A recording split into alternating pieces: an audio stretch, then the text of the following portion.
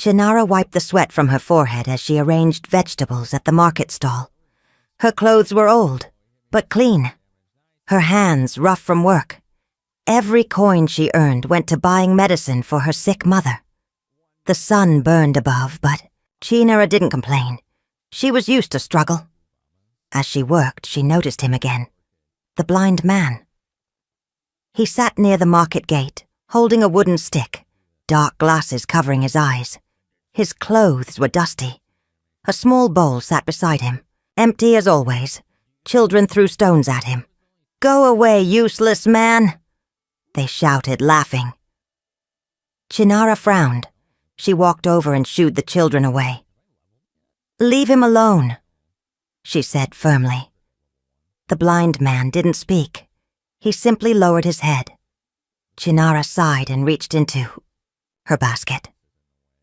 She placed a small piece of bread in his bowl. "It's not much," she whispered, "but it's better than nothing." For a moment the man stayed still. Then he nodded slowly. "Thank you," he said in a quiet voice. Chinara walked back to her stall. Behind her she heard people whispering. "Look at that foolish girl," one woman said. "She can't even feed herself, but she's feeding beggars." Another laughed. "Her mother is dying at home and she's wasting food on strangers." Chinara pretended not to hear, but their words stung. Still, every day, she brought a little food for the blind man. It felt right. One afternoon, her aunt, Auntie Rufai, arrived at the market. Her face was sharp, her eyes colder than usual. "Chinara," she barked, "why are you always near that beggar?" Chinara lowered her head. "He's hungry, Auntie." Auntie Rufai scoffed. "Hungry? Let him starve. You should be thinking about how to survive, not playing charity worker." "I can't ignore him," Chinara replied softly. Auntie Rufai grabbed Chinara's arm tightly. "You think kindness will save you? Your mother is dying, and you're busy feeding a blind fool." Chinara bit her lip to hold back tears. That night, at home, Chinara sat beside her mother's bed. The old woman coughed weakly, her skin pale and thin. "Mama," Chinara whispered, holding her hand. "I will find a way. I promise." Her mother smiled faintly. "You have a good heart, my child. Don't let this world change that." The next morning, Chinara searched her pouch. Only a few coins remained, not enough for medicine. When she reached the market, the blind man was there as always. But today something felt strange. As she placed bread in his bowl, she noticed how his hand reached out, too smoothly. His fingers didn't search like a blind man's would. They landed perfectly on the bread. Chinara's eyes narrowed. She watched him carefully. But he just sat there, silent behind his dark glasses. "Are you really blind?" she asked before she could stop herself. The man tilted his head. A small smile touched his lips. "Does it matter?" Chinara blinked, confused. Before she could say more, Auntie Rufai's voice rang out behind her. "Chinara, come here." Chinara hurried over. Her aunt pulled her aside, lowering her voice. "I've arranged a marriage for you," she said. Chinara's heart dropped. "What? With who?" "Chief Bako," Auntie Rufai replied, smiling wickedly. "He's old but rich. He'll pay a good bride price." "No!" Chinara gasped. "I won't marry him." Her aunt's smile vanished. "You will do as I say. Do you want your mother to die? We need that money." Tears filled Chinara's eyes. "There must be another way." Auntie Rufai slapped her hard. "There is no other way. You're nothing but a burden. At least now you'll be useful." Chinara ran from the market, her heart pounding. That evening she sat by the river, crying silently. She felt trapped, alone. Suddenly she heard footsteps. The blind man stood nearby, leaning on his stick. "How did you find me?" she asked, wiping her tears. "I may not see with my eyes," he said softly, "but I hear more than people think." Chinara looked away. "You shouldn't be here." The man sat beside her. For a while they said nothing. Then he spoke. "Sometimes those closest to us hold the sharpest knives." Chinara stared at him. His words cut deep, as if he knew exactly what she was facing. "Who are you?" she whispered. He smiled faintly. "Just a man watching the world." The next day, Chinara returned home to find her mother worse. She rushed to get medicine, but when she checked her hidden coins, they were gone. Auntie Rufai stood at the door, arms crossed. "Looking for something," she sneered. "I took it. You'll need to accept Chief Bako's proposal now." Chinara's knees buckled. You killed her." Her aunt shrugged. "Life is cruel, girl. Learn it." That night, her mother passed away in Chinara's arms. The funeral was small. No one cared. Auntie Rufai didn't even shed a tear. When it was over, Chinara looked for the blind man at the market. But he was gone. No one had seen him leave. No trace remained. Chinara felt more alone than ever. But, deep in her heart, a strange feeling grew. The blind man wasn't who he claimed to be. And something told her she hadn't seen the last of him. Chinara sat quietly in the corner of the room, staring at the floor. Auntie Rufai paced back and forth, her arms crossed tightly. "I said, Chief Bako is coming tomorrow." Auntie Rufai repeated, her voice sharp like a knife. "You will wear the dress I give you. You will smile, and you will agree." Chinara's lips trembled, but her voice was steady. "I won't sell my dignity, even if we starve." Auntie Rufai stopped and turned slowly, her eyes burning with anger. "Dignity?" she spat. "What has dignity given you? Nothing but hunger and shame." Chinara stood up, her fists clenched. "I'd rather suffer than marry a man old enough to be my grandfather." Without a glance, Auntie Rufai tossed the rusty key into her wrapper. "This house belongs to me now," she said coldly. "And you? You'll sleep where I tell you until Chief Bako pays your price." Chinara didn't argue. What was left to fight for? Her mother was gone. Her home, sold before her tears, could dry. And now, Auntie Rufai paraded her through the village like property waiting to be claimed. By midday, the whispers had started. "She's being sold to that old chief. Her aunt is clever, turning death into profit." Chinara kept her head low as laughter followed her. But Auntie Rufai made sure everyone saw her shame. "Better a rich man's wife than a hungry girl with pride," Auntie Rufai announced loudly at the market, waving her hand as if she were doing Chinara a favor. Every word was a dagger, but Chinara swallowed them all. She had no choice. That evening, Auntie Rufai threw a torn wrapper at her feet. "Get ready. Tomorrow you'll serve drinks at the festival. Let people see how useful you can be." Chinara picked up the cloth without a word. Behind her silence, a storm was building, but before the storm could break, a different whisper reached her ears. "Did you hear? The blind beggar vanished." "Vanished? I heard he was never blind at all." Chinara froze. Her heart pounded. They were talking about him. Fola. The man who disappeared the night her world collapsed. The man who, wasn't who he claimed to be. Chinara's fingers tightened around the wrapper. The village could laugh. Auntie Rufai could humiliate her. But deep inside, Chinara knew this story wasn't over. The festival came faster than Chinara expected. By sunrise, Auntie Rufai was already barking orders. "Tie that wrapper properly," You may be a servant, but at least look decent." Chinara wrapped the faded cloth around herself, her fingers moving slowly.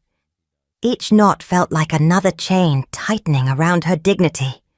As drums echoed through the village, rich guests arrived. Dressed in bright fabrics, gold glinting under the sun, the poor lined up to serve, heads bowed low. Chinara carried a tray of drinks, weaving through the crowd. Every step reminded her of how far she'd fallen. "Faster, girl!"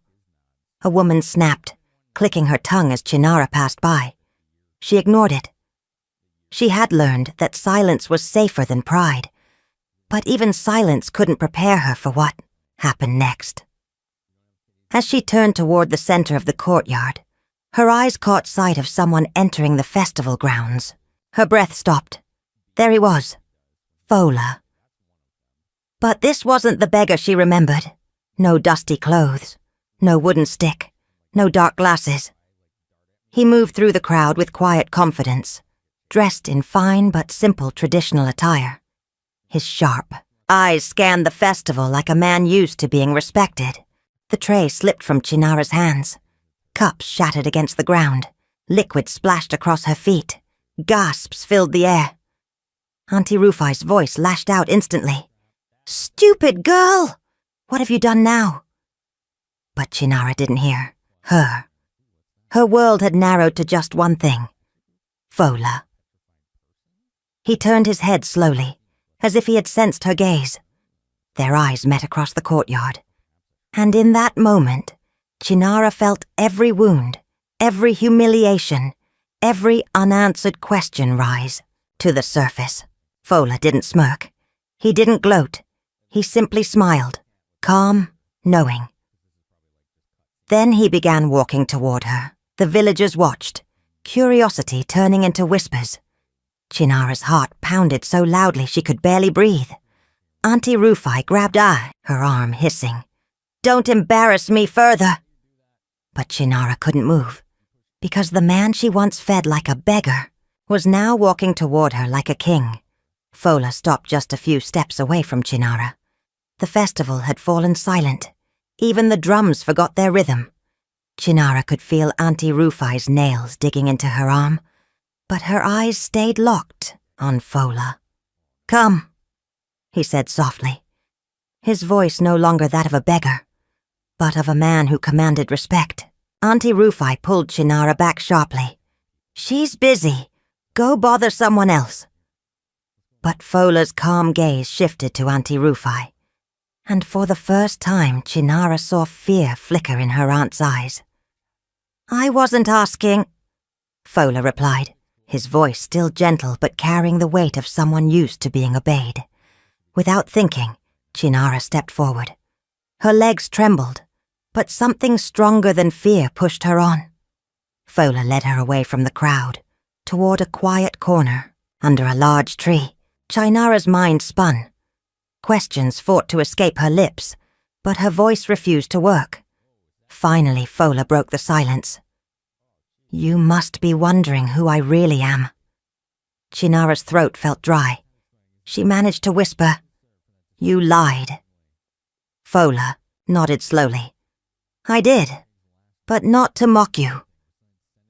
Tears welled up in Chinara's eyes, not just from betrayal, but from the weight of everything she'd endured. "Why?" she asked, her voice cracking.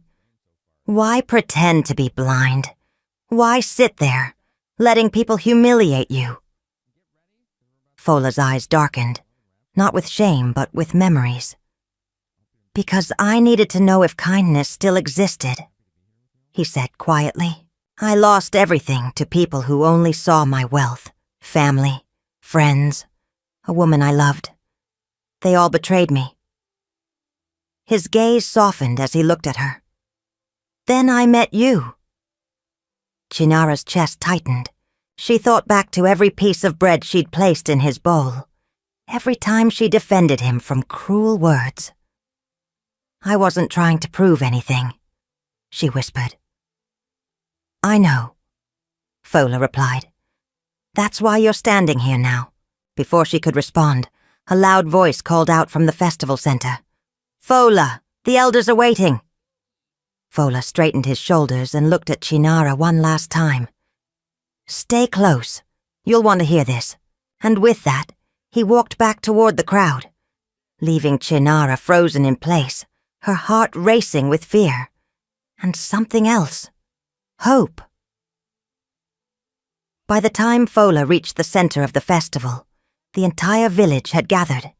Elders sat upright, adjusting their robes. The rich guests whispered, trying to piece together who this powerful stranger really was. Chinara stood at the edge of the crowd, her hands shaking, heart pounding in her chest. Fola raised his hand. Silence. Even the wind seemed to pause, waiting for his words. "You all saw me," Fola began, his voice clear and steady. "Sitting at the market gate, blind, dusty, weak." Uneasy murmurs rippled through the crowd. Faces turned pale as people began to recognize him. "Some of you threw stones," Fola continued, his eyes scanning the villagers. "Some laughed. Most of you looked away." Auntie Rufai shifted uncomfortably, her lips pressed into a thin line. Fola's gaze found Chinara in the crowd. But one person didn't. Heads turned toward her. Chinara felt the weight of every stare, but this time she didn't lower her head. "This woman," Fola said, his voice filled with pride, "shared her food when she had none. She defended me when it brought her shame. She showed kindness without expecting anything." The villagers stood in stunned silence. The same people who mocked Chinara days ago now looked at her with wide eyes. Auntie Rufai's mouth hung open, her face drained of color. Fola turned back to the elders. "I return today, not as a beggar, but as a man blessed with fortune. And I choose to honor true wealth, the kind that can't be bought."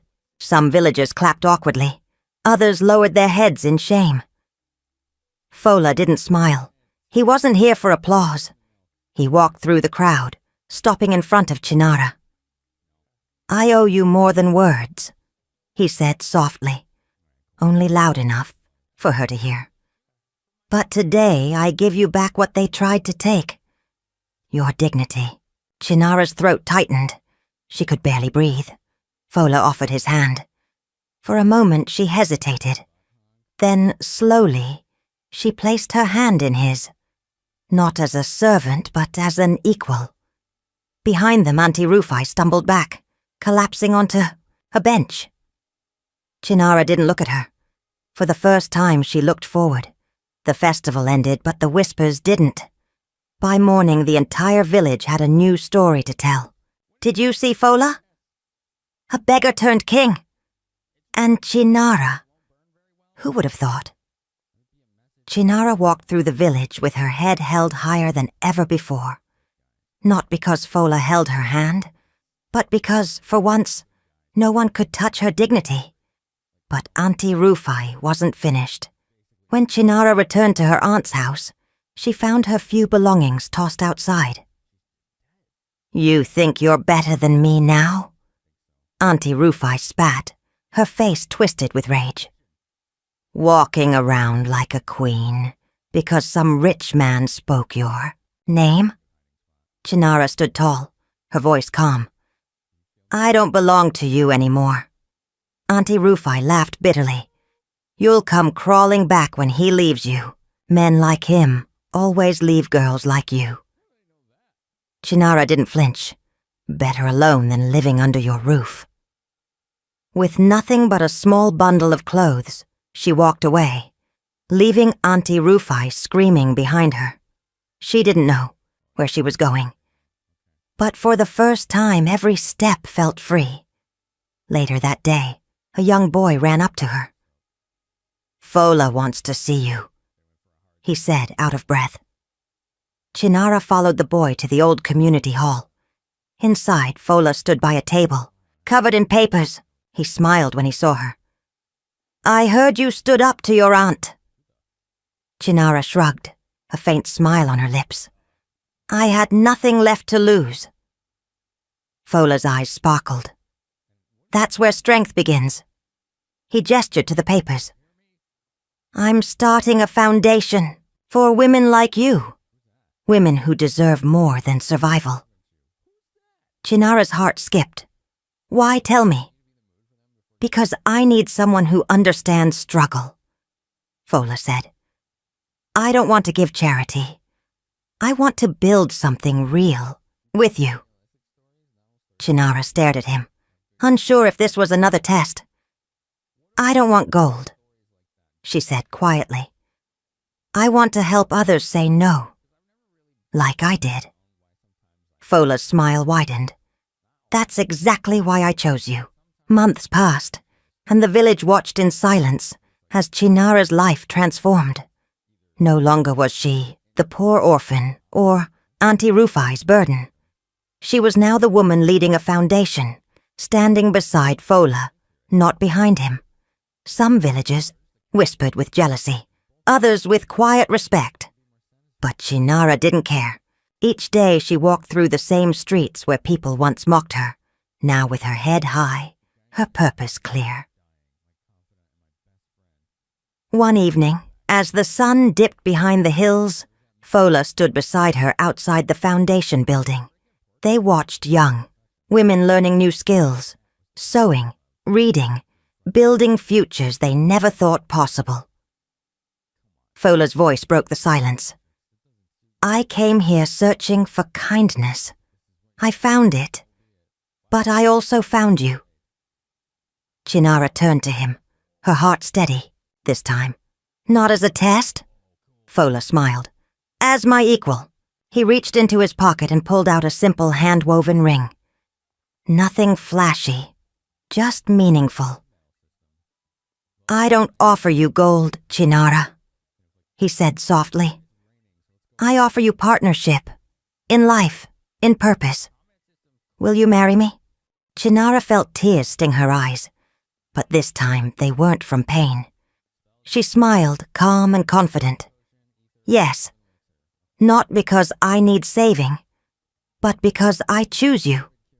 Weeks later, under the shade of the village's oldest tree, Chinara and Fola were married. The same villagers who once laughed at Chinara now watched with admiration, witnessing a union built on truth, respect, and shared strength. As they stood before the elders, Fola took Chinara's hand. After the blessings, Chinara leaned in with a playful smile. You pretended to be blind, but now I see clearly. Fola laughed softly, his eyes full of love. And I finally see what real wealth is. Together they faced the future, not as master and servant, not as savior and victim, but as two hearts that earned their place beside each other. If you believe kindness still matters in today's world, hit that subscribe button and share this story with someone who needs hope.